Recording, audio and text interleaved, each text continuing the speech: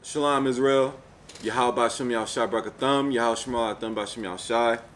We are the Israelite School of Universal Practical Knowledge. Start out at 1 West 125th Street, Harlem, New York, under Commanding General Yohana. And today we will be discussing Cornelius. We'll be talking about Cornelius. Was he a heathen? Was he a Gentile? What was Cornelius? What was his significance in the Bible? We'll be talking about the Gentiles, who they were, who salvation is for, but it's going to be premised around the account of Cornelius and his interaction with the apostle Peter and the second in command under Christ at that time. We're going to be talking about everything Cornelius, who's an Israelite, who's not Israelite, whose salvation is for, whose salvation is not for. You understand what I'm saying? And we're going to go right into it. So let's talk about Cornelius and why it's important. First of all, because you have people who teach out there that every nation and creed and color can be saved. But that's an absolute lie. When you read the Bible, only one nation of people can be saved, and that is the children of Israel. And that did not change because Christ died on the cross. Christ died on the cross for Israelites and for Israelites only. What you have to understand is the history of the Israelites.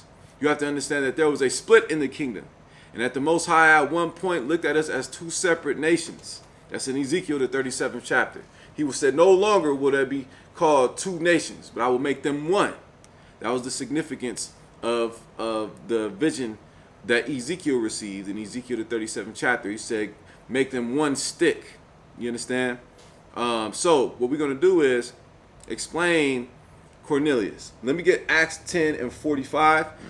First, let me show you why Cornelius is important. Because what Cornelius went through, not necessarily what he went through, but his account is important because that instance was the door opening, so to speak, for the Gentiles to be coming in, right? So Acts 10 and 45 to prove my point. Go ahead. This is the book of Acts chapter 10 verse 45. And they of the circumcision which believed were astonished. And they of the circumcision which believed were astonished. Read on. As many as came with Peter. As many as came with Peter. Read on. Because that on the Gentiles also. On the who? On the Gentiles. On the who? On the Gentiles. On the Gentiles. Read on. Also was poured out the gift of the Holy Spirit. Right. Now, this was said after the encounter with Cornelius and the men Cornelius sent to Peter, because Cornelius, as we're going to read, was instructed to do so. But now, notice it said, and read it again. Go louder. The book of Acts chapter 10 verse 45. Read. And they of the circumcision. They of the circumcision, those who grew up in Jerusalem, and these brothers and sisters who grew up in Jerusalem and began to believe in Christ. Read on. Which believed were astonished. Which believed, see that, in Christ, in the teachings of the disciples. Read on. As many as came with Peter. As many as came with Peter. Read on. Because that on the Gentiles. On the Gentiles, meaning what? The other nations? Of course not. And we're going to prove that. When I say the other nations, people outside of the children of Israel. That's not who this Gentile is talking about. This Gentile is talking about the Israelites who were not respected as Israelites because they didn't grow up circumcised. They weren't circumcised on the 8th day. You see? They were clean-faced. They didn't grow their beards. They didn't know they were Israelites. They were under the impression that they were Greeks. Just like, get Acts 16 and 1. Acts 16 and 1 real quick. Just like the book of Timothy, the brother who was directly under Paul, who learned at Paul's feet, so to speak. This brother Timothy was an Israelite, right? But notice something in Acts 16 and 1. Go ahead. This is the book of Acts chapter 16 verse 1. Go ahead. Then came he to, is that Derbe? To Derbe and Lystra. And Lystra. And behold, a certain disciple was there, named Timotheus, the son of a certain woman. Right, this is Timothy, the son of a certain woman. Read on. Acts 2 and 5. Which was a Jewess. Which was a Jewess. Read on. And believed. But his father was a Greek. But his father was a Greek. Now we know that this is not talking about a white man. Why? Because when you look up the word Greek and you look at the history of the Hellenistic age and period, what they did was they forbid Israelites from calling themselves Jews, from practicing the Sabbath. And throughout the years, trickling down to Timothy's father, who practiced being a Greek, he identified as a Greek. You understand? He didn't know he didn't keep Passover. He didn't keep the day of or the Feast of Weeks or the Feast of Unleavened Bread or the Feast of Dedication. You see? He practiced being a Greek. That's why it says that. When you look up the word for Greek in that verse, it's Hellen, which stems from Hellenists. You see? Who were a part of the Hellenization of Israelites. Meaning, that's when the Greeks pushed Greek culture, ideology, and religion on Israelites. See? Now, let's go back to Acts chapter 10. Now, you see in Acts 10 and 45 why the situation with Cornelius is important, because of the fact that through that interaction, it was major, so major, that now Peter understood now he has to go and teach these brothers and sisters as well, who did not know they were Israelites, who did not grow up in Jerusalem, who weren't circumcised on the 8th day. You understand? Read Acts 10 and 1. Acts chapter 10, verse 1. This is the book of Acts chapter 10, verse 1. Read. There was a certain man in Caesarea called Cornelius. Read on.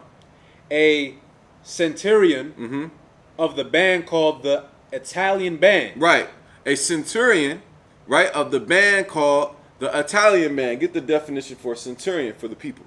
Right? Spell it out for the brother. Centurion. Centurion. Read it again. This is the book of Acts chapter 10, verse 1. There was a certain man in Caesarea called Cornelius, a centurion of the band called the Italian band. Right. So this brother was a centurion. Let's look up the definition of the word centurion. You got it? Centurion. Read it nice and loud, all right? Centurion. Right? This is what Cornelius was, of the Italian band. Read on. The Merriam-Webster definition of centurion, one that is 100 years old or older. That's all with that. Let me see. No, this one. Hold on. Read that one. Okay, come on. That was centurion. Okay, come on. The Merriam-Webster definition of centurion, an officer commanding a Roman century. Let me see. Yes. You see that? Read it again. An officer commanding a Roman century. Let me put it into today's term. This brother was enlisted in the army. This brother was in the army. He didn't grow up in the truth, but he believed in it. He believed in the Most High. How do I know? Because he prayed to the Most High. But you see what the thing was. He was in the army. He had to shave. He had to look like a Roman soldier. You understand? But notice something. Keep reading. Khan. The book of Acts chapter 10, verse 2. Right. Now, read verse 1 again. Khan. There was a certain man in Caesarea called Cornelius, a centurion of the band called the Italian band. Now, this is where people like to believe that Cornelius was a white man, because it says of the Italian band. It didn't say of the Italian stock or the Italian race, of the Italian band. You have our Judite brothers and sisters. You have Negroids, people of Negroid descent, Latino descent, and indigenous native descent enlisted in the American army. That don't mean they're white. You understand? He was of the Italian band. That was Rome. Rome occupied Italy. You understand? So he was of the Italian army, the Roman army, of the Italian band. But now, you had Israelites there. How do I know? Go to Hebrews 13 and 24. The book of Hebrews chapter 13, verse 24, to show you that you had Israelites in Italy, and that Cornelius was not a white man. Cornelius was a brother. You see? Hebrews chapter 13, verse 24. This is the book of Hebrews chapter 13, verse 24. Let's look at what Paul said. Go ahead. Salute all them that have the rule over you, and all the saints. They of Italy salute you. They of who? Italy. All the saints. They of Italy salute you. You see that? Now who are the saints? Psalms 148:14. Hit that real quick. You got it? 38. You said Psalm Read 38. that one more time. Psalms 148. This is the book of Hebrews chapter 13, verse 24. Read. Salute all them that have the rule over you. Salute all of them. Yahweh Shem Yahshua Thumb. Right? Read. And all the saints. And all the who? The saints. The who? The saints. The saints. Keep reading. They of Italy. They of who? Italy. All the saints. They of Italy salute you. You hear that, right? Now, who are the saints? Psalms 148:14. The book of Psalms chapter 148 and verse 14. He also exalted the horn of his people. He also exalted the horn of his people. Read on. The praise of all his saints. The praise of all his saints. Who? Even of the children of Israel. Even of who? Even of the children of Israel. Who are the saints? Even of the children of Israel. Who are the they of all of Italy? The children of Israel. The children of Israel. You see that, right? That you had Israelites. Why? Because Israelites were scattered. Read that in Deuteronomy 28. Deuteronomy 28 and 64. Read that for me. Read that one more time, Mike. Come on. The book of Psalms chapter 148 and verse 14. He also exalted the horn of his people. The praise of all his saints. Even of the children of Israel. Even of the children of Israel. Go ahead. A people near unto him. A people near unto him. We are a people near unto him. Right? Read that. Let's show them that Israelites were scattered. This is the book of Deuteronomy, chapter 28, verse 64. Like Israelites at this time were scattered. We weren't just in Jerusalem. You see that? Go ahead, Ad. And the Lord shall scatter thee among all people. And the Lord shall scatter thee among all people. This was a curse for being disobedient to the Most High. Read on.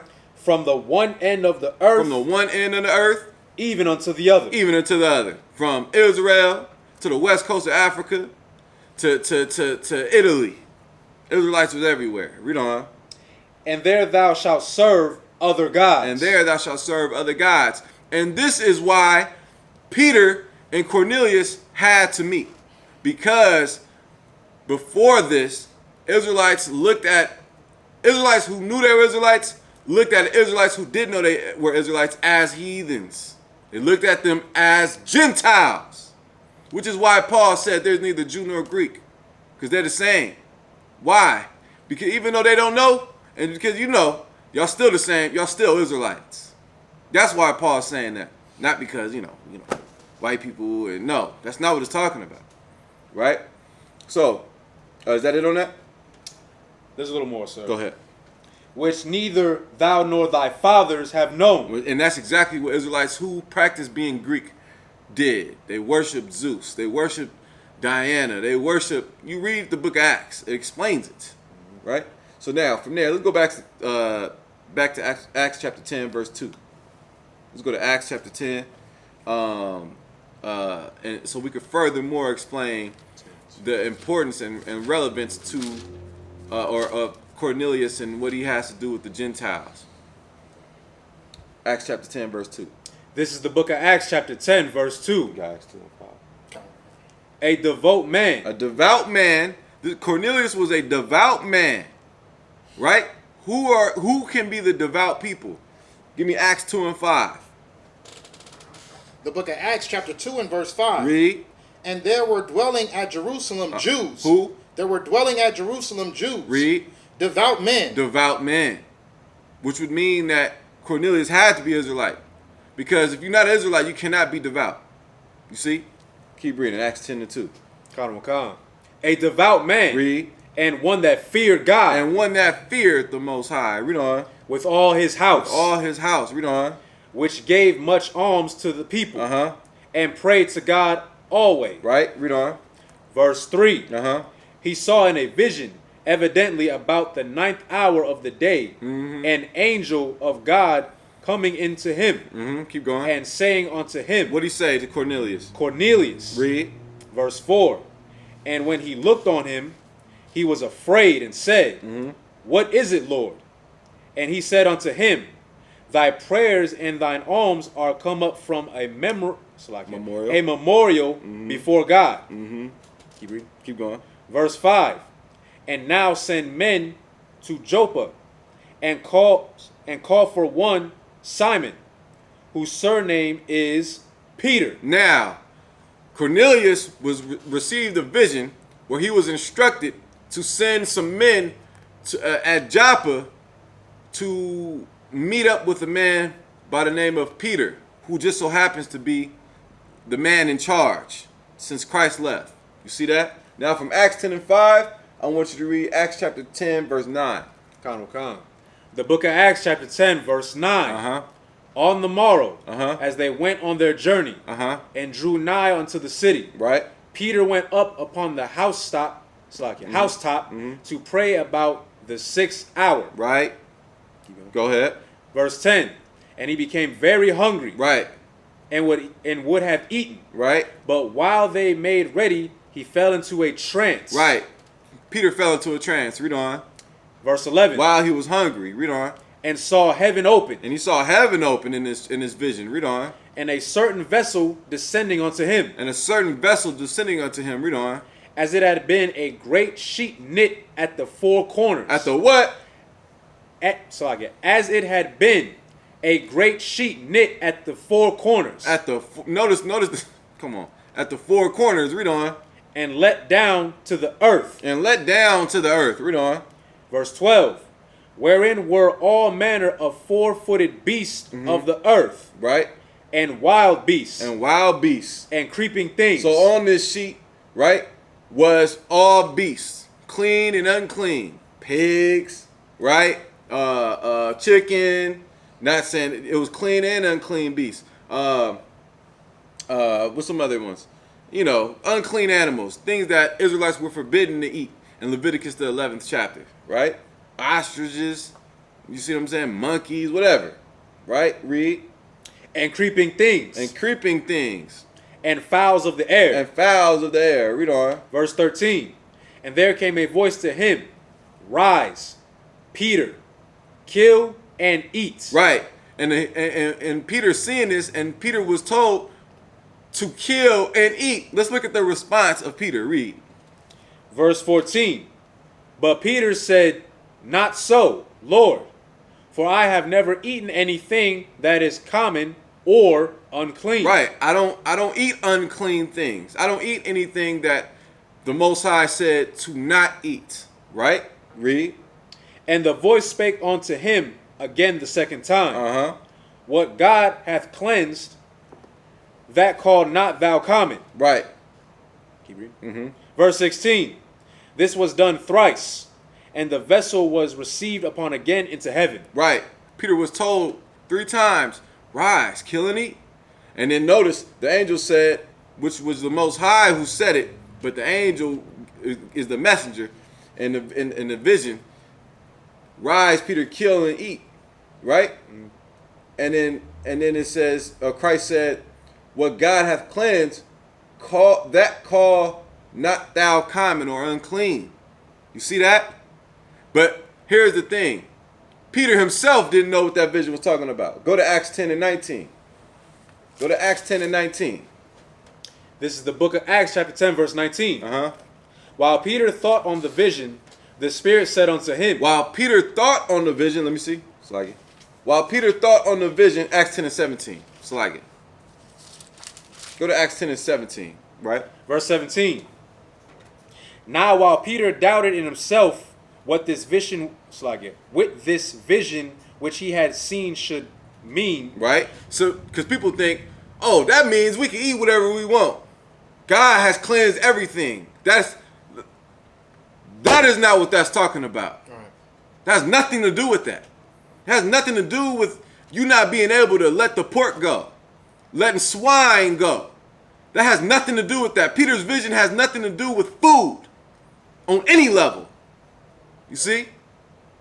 And that shows, people who say that, it shows how much you know about the Bible, and you need to leave this to the true priests and prophets of God, and you need to come into class and learn, because we've been lied to by these Christian pastors, because they want to eat pork, they want to eat catfish, They want to eat things that the Lord said not to eat. Right. And you eat it. Because they tried to break down scriptures like this, and it's too much for them, and they don't know the breakdowns. Peter himself doubted what this vision should mean. So let's look at what it means. Keep reading. Khan. Behold, the men which were sent from Cornelius had made inquiry for Simon's house. Right. So now, as Peter had that vision, then Peter done with the vision, then he's pacing around like, damn, what does that vision mean? And at the same time, simultaneously, the brothers that Cornelius sent to Peter, now they at the door of Peter. Right? Read on. And stood before the gate. Verse 18. Right? And called and asked whether Simon, which was surnamed Peter, were lodged there. Verse 19. While Peter thought on the vision, the Spirit said unto him, Behold, 3 men seek thee. Verse 20. Arise, therefore, and get thee down, and go with them, doubting nothing. Right, doubting nothing. Right? Read on. For I have Remember, Peter at this time, he's still trying to wonder what that vision means. Right? Go ahead, For I have sent them. All right? Keep going. Keep going. Then Peter went down to the men which were sent unto him from Cornelius, and said, Behold, I am he whom ye seek. What is the cause wherefore ye are come? Verse 22. And they said, Cornelius, the centurion, a just man, and one that feareth God, and of good report among all the nation of the Jews, was warned from God by an holy angel. Right, read. To send for thee into his house. This had to be major for God to send an angel to appear to someone. You see? What was the significance of this? What's the significance of Cornelius? What's the significance of Peter receiving a vision? And knowing his intellect and how learned he was in the scriptures, he didn't know what it meant. He like, man, what is this? And then he got men looking for him, so he had to go, attend to that. So he had to brush that off for a second and go see what these men, that the Lord is telling them that these men are here for you. Go to them and doubt nothing. Read. And to hear words of thee. Read. Verse 23. Then called he them in and lodged them. And on the morrow Peter went away with them. And certain brethren from Joppa accompanied him. Verse 24. Go to verse 25. And the morrow after they entered into Caesarea, and Cornelius waited for them, and had called together his kinsmen and near friends. Right. Verse 25. Go ahead. And as Peter was coming in, Cornelius met him. Right. And fell down at his feet. Right. And worshipped him. Right. That's it. Keep going. Verse 26. But Peter took him up, saying, Stand up. I myself also am a man. Right. Verse 27. And as he talked with him, he went in and found many that were come together. And he said unto them, Ye know how that it is an unlawful thing for a man that is a Jew to keep company or come unto one of another nation. Read a little louder. Verse 28. And he said unto them, Ye know how that it is an unlawful thing for a man that is a Jew to keep company or come unto one of another nation. You hear that, right? Now, this is where the history comes in. Because the Israelites were viewed as 2 separate nations at one point. Right? We read that in Ezekiel. We read that in Deuteronomy. We read that in Hosea, the 1st chapter. You see? And very other locations in the Bible. This is not talking about what Peter is saying is this. You know how it's frowned upon, Cornelius, for me being a Jew, circumcised on the 8th day, beard and all, haven't ever missed a Passover. You know that the men in Jerusalem, the people in Jerusalem who also grew up Israelite, they will frown upon typically us being in same vicinity talking about God. You see, it's uncommon, right? Sound familiar? Keep going. or one of another nation, right? Let's start there. But God has showed me God hath showed me what? That I should not call any man. Any what? Any man. Any what? Any man. Any man. Read on. Common. Or unclean. Where do you get food out of that? Right. Where do you get food out of that? You understand? Furthermore, the point is this: the vision that he received, where the sheet came down from heaven with four corners, that represented the Israelites that were spread throughout the four corners of the earth. It didn't have 5 corners. You understand? Why it didn't have 5 corners? What's the significance of the 4 corners? Like you said, sir, 4 corners of the earth. Exactly. We read that in Deuteronomy 28 and 64. Thou shalt be scattered across the 4 corners of the earth. You understand? Let me see. Thou shalt not call any man common or unclean. So now what I want you to do is go to Acts 10 and 34. And this is showing you the importance of Cornelius, his role, and that whole interaction through him and Peter, why it's important. You understand? Because it's not saying that other nations can be saved. What it is saying is that the children of Israel, the house of Israel and the house of Judah, will be made one stick again. And this is the prophecy that Ezekiel saw coming into fruition. Habakkuk said that the vision is set clearly upon tables, and in the last days it will speak. This is part of it. You understand? This is why Christ said in John chapter 10, verse 16. Let's look at what Christ said. Remember, Christ said in Matthew 15:24, I'm not sent but unto the lost sheep of the house of Israel. But he also said this. He also said this in John chapter 10, verse 16. The book of John chapter 10 and verse 16. Read. And other sheep I have. And other sheep I have. And other sheep I have. Read on. Which are not of this fold. Read on. Them also I must bring. And they shall hear my voice. And what's going to happen? Keep going. And there shall be one fold. There shall be how many? There shall be one fold. There shall be 2 folds. There shall be one fold. There shall be 2 nations. There shall be one fold. One nation of people. That's what Christ did, man. Christ broke down the middle wall of partition. The stigma that those people are no longer Israelites because they practice being Greeks. Because they worship other gods. Christ died for them too. And that's what Peter was being shown, because prior to that, it seemed like only certain amount of brothers and sisters were receiving the truth. But then the Lord came and reminded Peter that of this, other sheep I have, which are not of this fold, which did not grow up circumcised, which don't keep the Sabbath. They need salvation too, because they're Israelites by bloodline, according to their fathers, regardless of what they practice. Just like here today in America. You understand? That's like if Peter would have came to us. Right. You understand what I'm saying? We didn't grow up, keeping the Passover, right? We didn't grow up, keeping the Day of Atonement, right? We were taught. We were Gentiles. You understand? That's Acts. That's the book of Acts. And how many brothers in the army coming to the truth? It happens. Am I tripping? That's lucky. Right? That's Cornelius. Right? Go ahead, Art. Now go to Acts 10 and 34. This is the book of Acts chapter 10 verse 34. Right? Then Peter opened his mouth and said, What'd he say? Of a truth I perceive that God is no respecter of persons. Right? Read. 35. But in every nation he that feareth him and worketh righteousness is accepted with him. Right. But in every nation, right? But in every nation he that worketh righteousness, right, and feareth him is accepted with him. But notice it says, but in every nation. You see that? Why? Because Israelites were everywhere.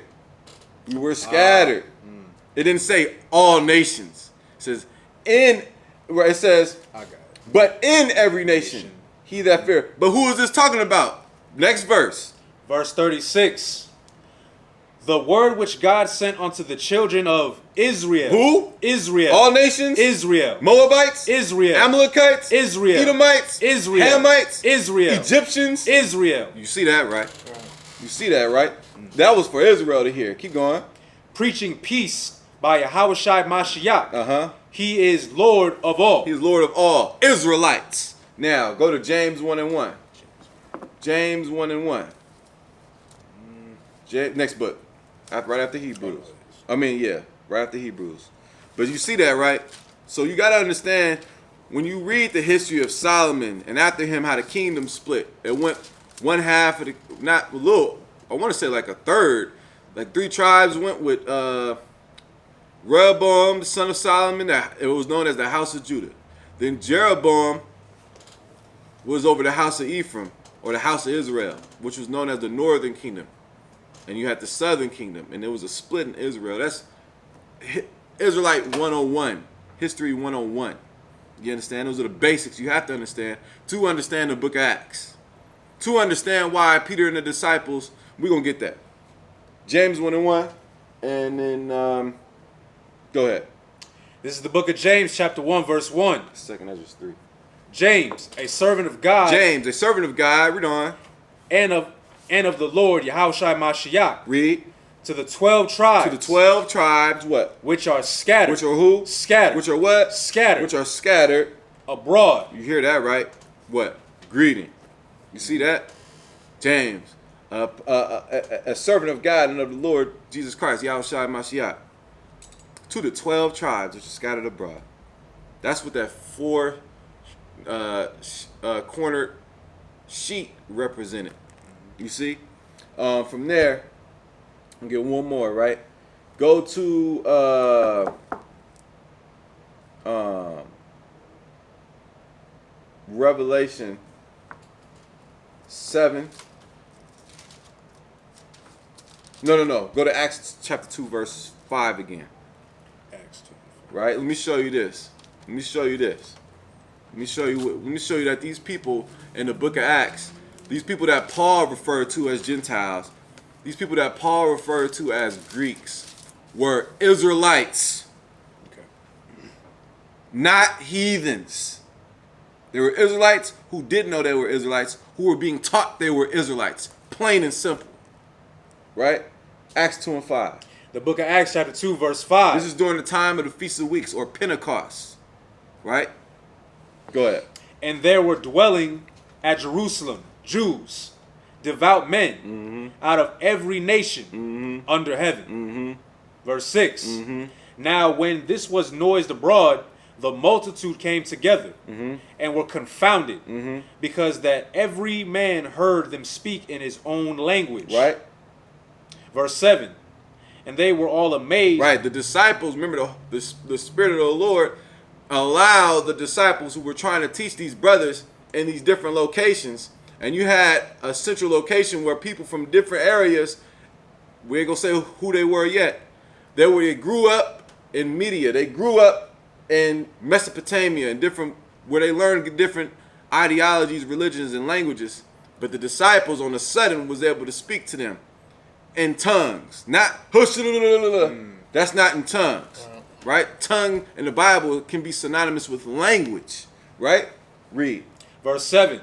And they were all amazed. Why were they all amazed? Read. And marveled, saying one to another. Saying what? Behold, are not all these which speak Galileans? Keep going. Verse 8. And how hear we every man in our own tongue? Right. How do we hear everyone in our own tongue? Right? Read. Wherein we were born. Right? Wherein we were born. Where were they from? Verse 9. Parthians. Parthians. And Medes. And Elamites. And the dwellers in Mesopotamia. And in Judea. And in Cappadocia. In Pontus. And Asia. Verse Phrygia. And Slovakia. Pamphylia. In Egypt, and in the sorts of Libya, about Cyrene, and strangers of Rome, right? Jews and proselytes, Cretes, Cretes and Arabians. We do hear them speak in our tongues the wonderful works of God. Right. Verse 12. Now, the reason why they was able to hear that is to the point so that they can learn the truth too. You understand? So that they can learn the truth, because you had Israelites in every nation and grow up, didn't know Hebrew, didn't know, Latin. But then they began to hear these brothers break down the truth in their languages. Why? To the effect that they learned the truth too. You understand? That's the truth about it. That's the truth according to the Bible. Peter's vision had nothing to do with eating pork. It had nothing to do with food at all. You understand? But more so, it was a grand picture to it, a bigger picture to it. The fact that he should not call any man common or unclean. You understand? And when you read the scriptures, Peter and Paul was getting into it. Why? Because Peter began to be a little one-sided towards, those of the circumcision. You understand? And Paul had to remind Peter that we got to wake up these brothers and sisters too, that don't know they're Israelites. And that's why Paul, Gentiles. You understand? That was the significance of Paul and his mission, if you will. You understand? So Cornelius is an Israelite. He was not a heathen. Cornelius, go back to Acts 10 and 45. We're going to end with that. Acts 10 and 45, that account basically steamrolled the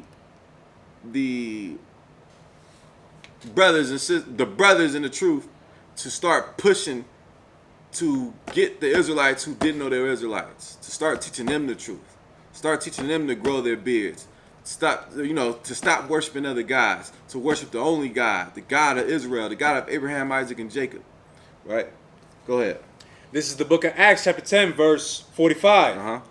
And they of the circumcision which believed were astonished, as many as came with Peter, because that on the Gentiles also was poured out the gift of the Holy Spirit. You see that, right? They was given the truth too. You understand? Next time we're going to be talking about Paul and the references he made to Gentiles, the Jew nor Greek, and all of those scriptures. We're going to go into all of them, and we're going to break them down thoroughly. You understand? We're the Israelite School of Universal Practical Knowledge, started at 1 West 125th Street, Harlem, New York, under Commander General Yohana. And we are the home of the truth. This is the school of the prophets. And I want to say shalom.